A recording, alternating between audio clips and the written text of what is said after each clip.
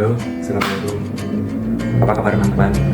Kali ini saya akan membahas buku tentang buku Transcending Level of Consciousness karya David R. Hawking, MD, PhD. Buku ini ditulis tahun 2006 oleh beliau waktu masih hidup. Buku ini menjelaskan secara detail klinis jiwa, menjelaskan detail tentang Map of Consciousness karya beliau yang sangat terkenal, yang dipakai oleh para motivator dan para inspirator seluruh dunia. Buku ini juga diambil materinya dari hasil praktek beliau dari jadi psikiatri dan psikoanalisis selama 25 tahun. Ya, selama prakteknya beliau bukan hanya berdasarkan pengalaman saja, tapi berdasarkan ilmu pengetahuan hasil praktek beliau seorang dokter spesialis jiwa juga, kemudian praktek selama lebih dari 25 tahun, kemudian beliau bukukan karya beliau ini supaya bisa bermanfaat buat banyak masyarakat. Dalam buku ini di bagian awalnya akan menceritakan tentang sifat-sifat kesadaran yang melemahkan, yang mengundang keburukan, yang mengundang kesialan. Bagaimana sifat-sifat kesadaran yang buruk tersebut dan bagaimana kita bisa melampauinya secara klinis. Level kesadaran yang rendah, yang di level bawah tadi biasanya disebut sebagai ego, yang mana semakin ke bawah biasanya seseorang semakin memandang kehidupan ini semakin buruk, memandang Tuhan semakin buruk, dan tentunya hidupnya akan semakin sulit, semakin susah, semakin menderita. Ya, yang tentunya semakin ke bawah akan semakin mementingkan dirinya sendiri. Ya, yang nyata, yang penting, yang benar itu hanya dirinya sendiri. Orang lain, pihak lain itu tidak penting, tidak benar, tidak perlu dipedulikan. Kemudian semakin kesadarannya itu semakin naik ke atas, semakin wise, semakin bahagia, semakin mempedulikan orang lain, semakin tenang, semakin lapang, ya. Dan semakin mengenal Yang Maha Kuasa. Baik, kita langsung masuk ke pembahasan tentang Map of Consciousness yang materi inti di buku Transcending Level of Consciousness dari R. Hawking, MD, PhD. Ya, di Map of Consciousness dijelaskan dia mengukur secara kuantitatif dan kualitatif tentang kesadaran manusia, mulai dari yang terbawah sampai yang paling atas. Yang paling bawah di buku ini diangkakan 20, yaitu level shape, kemudian 30 level grief, kemudian naik level apati, kemudian ke 75 itu level grief, level fear, desire, kemudian sampai level pride, ya. Mulai 200 itu semua udah mulai berdaya.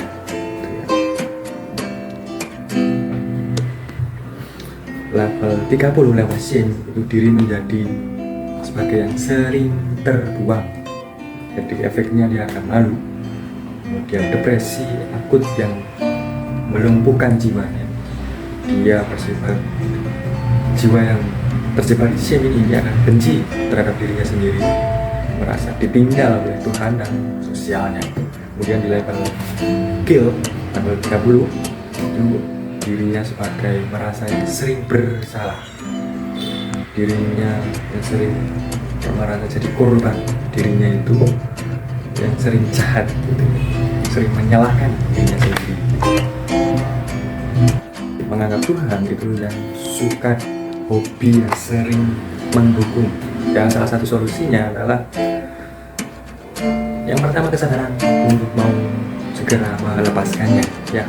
Yang kedua, kumpul dengan komunitas kelompok yang positif, yang level kesadaran yang dominan di level power yang memberdayakan, suka humor, belas asih dan lain sebagainya.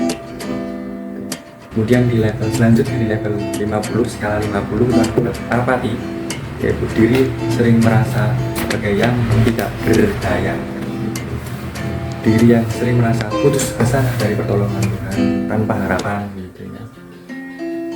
Itu juga sering kita temui kalau di masyarakat itu sebagai gelandangan tanpa harapan, sebagai sampah masyarakat. Panduannya tentunya juga niat untuk segera lepas dari jeratan nasib atau ikatan jiwa yang buruk ini. Kemudian harus bisa menganggap, punya pandangan Tuhan itu mau menolong, mau memberi, mau ngasihani gitu ya. Kemudian dibangun, dipupuk rasa PD-nya, kemudian bisa dengar musik-musik yang memberdayakan, lihat film-film yang memotivasi, yang menginspirasi. Kemudian di level selanjutnya, di level 75 level grief, itu diri sebagai merasa sering ditinggal, diri sering merasa kehilangan masa lalu. Yang grief ini menganggap sumber kebahagiaan itu dari luar, bukan dari dalam. Sumber kebahagiaannya tergantung pada individu atau materi tertentu, pada pasangannya, pada suaminya, pada anaknya, pada istrinya, pada pasangannya, pada uang, pada benda tertentu, pada rumah, pada kendaraan, mobil, dan lain sebagainya. Jadi jiwanya melekat, nggak mau kehilangan pada individu atau benda tertentu.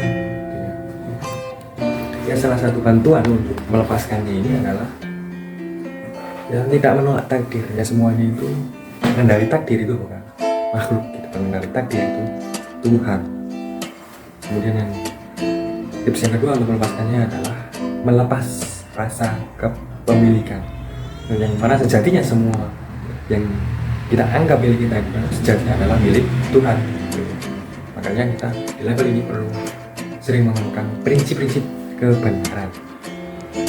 Kemudian level selanjutnya, level fear, takut.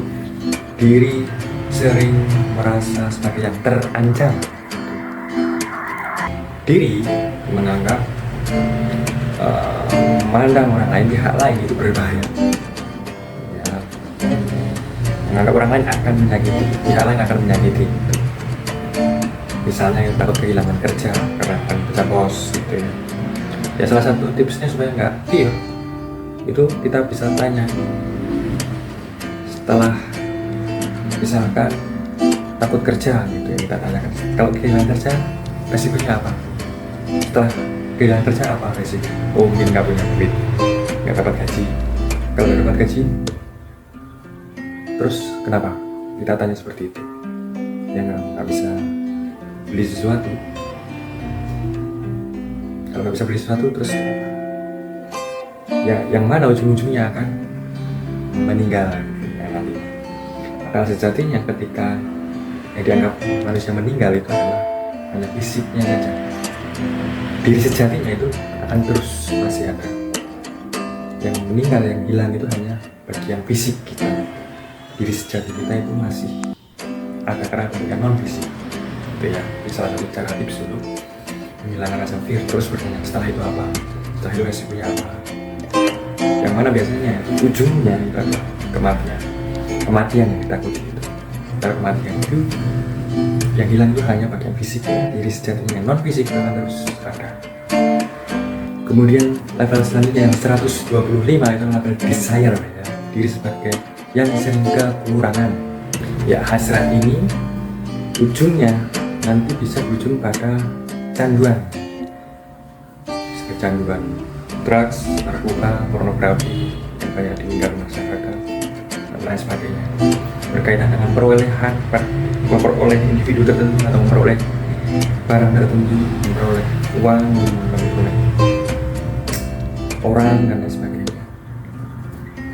Untuk lepas dari level desire ini, hasrat ya, hasrat diri sebagai yang sering berkekurangan, itu adalah yang pertama tentunya niat ya, niat kehendak untuk lepas dari kata level desire ini karena memahami bahwa yang dihasrati itu bersifat sementara atau ilusi gitu ya.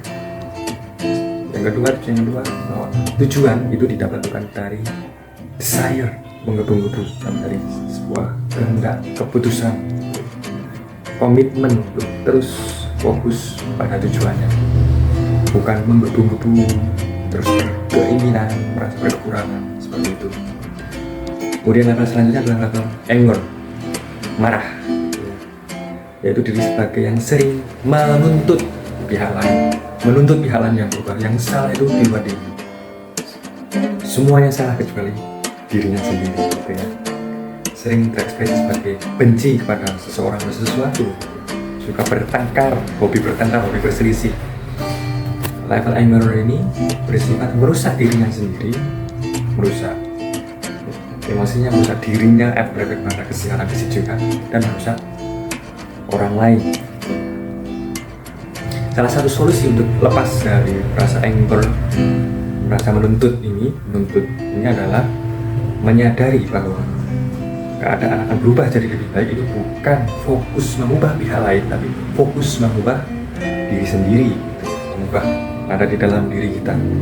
Ya, sadari bahwa ada pengganti yang jauh lebih baik daripada marah, menuntut pihak lain, yaitu ada sesuatu pengganti yang lebih baik, toleransi, bersyukur, rendah hati, menghargai pihak lain, win-win solution minimal seperti itu ya. Kemudian level selanjutnya adalah level 175, level pride ya, kebanggaan. Jadi dirinya menganggap sebagai yang sering mendominasi, sering merendahkan pihak lain, menganggap dirinya yang paling istimewa ya. Solusi untuk lepas dari level pride ini diantaranya adalah bahwa sadari bahwa keangkuhan pride ini bisa memicu kecemburuan, kedengkian pihak lain, memicu persaingan yang berujung kepada kehinaan dan kehancuran gitu ya. Sadari bahwa semua materi hanya bersifat sementara, sejatinya itu milik Tuhan sejatinya ya. Tuhan ada kekuatan yang lebih besar dari kita. Di atas langit masih ada langit. Kalau kita sudah merasa tertinggi jabatannya, terhebat, terkaya gitu, yang pastinya ada seseorang yang lebih dari kita, yang pasti ada kekuatan yang lebih maha daripada kita, jadi Tuhan atau Allah Subhanahu wa Ta'ala.